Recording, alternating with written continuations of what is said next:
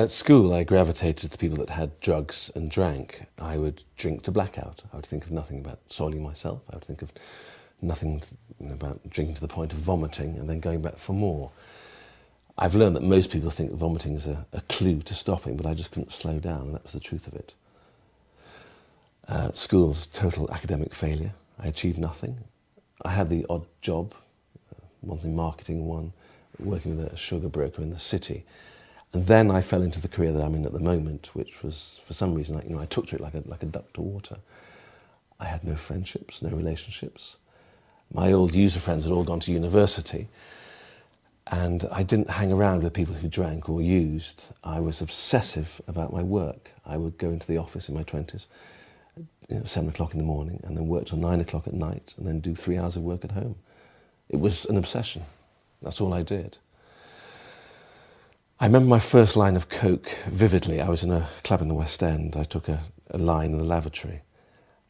And I remember it being exactly the same feelings when I took my first drink, except I felt superhuman immediately.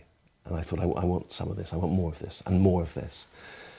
I absolutely love cocaine. I was an occasional user. I would buy a packet of cocaine with 3 or 4 grams in it, and that would last me for a weekend or two. I don't remember my 30s. I call it the lost decade. And about that I am very sad, because I have no memories of being with my children or being at a parents' evening.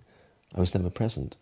And I was using work as an excuse to use, and using the family as an excuse not to go to work at all. I became highly manipulative. Towards the end, I would have some days where I'd be with a sex worker 5 or 6 times the same day, and go through 10 grams of coke. I don't think I spent half a day at the office, and I would have a few grams of coke before I went to the office, and I would use throughout the whole day. I remember trying to add it up, and I must have gone through £1.5 million, maybe £2 million worth, which became an expensive habit. I must have tried hundreds and hundreds of times, maybe thousands of times to stop. But every time I went on a bender, the result was the same. My nose would be bleeding, and 1 or 2 days, no sleep. I would lie to my wife about having an all-nighter at work, and I would lie to the office. I would tell the office that my wife had a terminal disease and that she was unwell, and it was just to create some sort of sense of sympathy and compassion at work, basically taking the heat off me. Every time I went on one of these binges, I would make a sacred promise. I would literally promise to myself that this would be the last one, the last bend, the last occasion when I would engage in such debauched behaviour and needed to sort my life out. But 2 days later, I was back at it. It was the most horrendous breach of promise to myself. My world came crashing down when a partner of mine, who could clearly see my behaviour was insane, and I was given a fait accompli. I needed to go and get some help. And I denied that I was on drugs. I said it was, they didn't know what they were talking about, it was nonsense, it was stress. But 24 hours later, I cracked, and I just blurted it out that he was right. I had a problem with drugs, but no more than that. And I remember walking with my HR director around the city in tears. I arrived at LifeWorks on a Monday morning. I got a black cab out there, but I was completely broken. I decided to have one last big bash at the weekend, and my children were all crying, wanting to know what was wrong with Daddy, but I was still using. I couldn't stop. I just couldn't stop. And I turned up at LifeWorks, and that for me was the beginning of the transformation. I'd packed swimming trunks and all sorts of other ridiculous things, thinking I was going on a weekend retreat.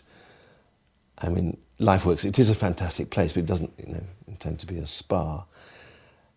And I was met by the most wonderful woman. The thing that was fantastic about LifeWorks was that very early on, it was explained to me anyway, that addiction is really a disease that manifests itself in a variety of different ways, whether it be alcoholism or food issues or gambling or any other sort of different processes. And I understood that. And it takes a very holistic approach to addiction. And I mean, the important thing about that is that you don't ever feel alone. You don't ever feel you're a freak. I had absolutely no clue, but I just thought, I'm home, these people are speaking the truth, and these people have got the same problems that I've got. The counsellors there, they're very clever people. Many of them are still in recovery. So the various phases you go through, they monitor and generally confront you. They're very good at knowing if you're hiding, and their job is to prick that bubble. They do it very well. They do it very gently. It's a lovely place. I'm somebody who thought I didn't do emotions, and I carried that with me, through my entire 30s. There's a film with Danny DeVito in it, and in it he plays an extraordinarily wealthy character. And in it, this scene, he says, I own that building, I own that bus company. And then he comes up with a line as he's standing on top of his skyscraper. He says, "He who dies with most toys wins." And that was my mantra. I never realised it was a comedy film. That was a comic line. I thought it was a fantastic line.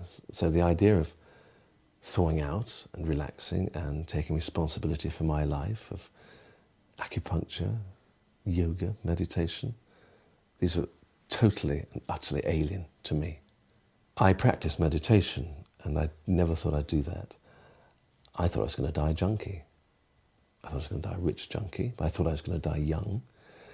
So the idea that if you'd said to me 8 years ago, you're going to believe in something, you're going to believe in life, you're going to have a great relationship with your children, you're going to have your children back in your life, you're going to care for your wife, you're going to be there to support her, and she's going to be there to support you, and you're going to learn about a nurturing relationship, I don't know what I would have said.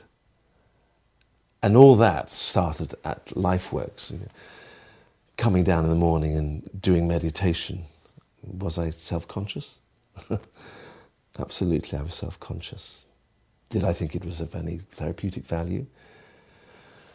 Well, I loved it towards the end, but at that time I was someone who instant gratification was too slow, and meditating was like a sort of glacial pace.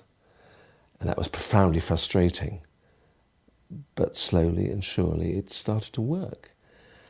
And my mind began to clear, and I began to see, where I'd gone wrong. I began to see what I needed.